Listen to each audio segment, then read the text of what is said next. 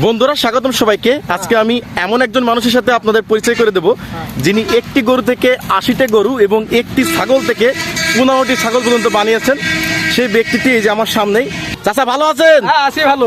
আচ্ছা, আপনি একটি গরু থেকে কতটি গরু বানিয়েছিলেন? ৮০টা গরু। ৮০টা গরু। হ্যাঁ। কত বছর আগে একটি গরু কিনছিলেন? ৫০ বছর ধরে গরু পালি। ৫০ বছর ধরে গরু পালেন? হ্যাঁ গরু পালি। আচ্ছা, আপনি তো মুক্ত অবস্থায় ছেড়ে দিয়ে খাওয়াচ্ছেন, এই জন্য ওরা দৌড়দৌড়ি করতেছে, সমস্যা নাই? না না, দৌড়দৌড়ি করুক, সমস্যা নেই।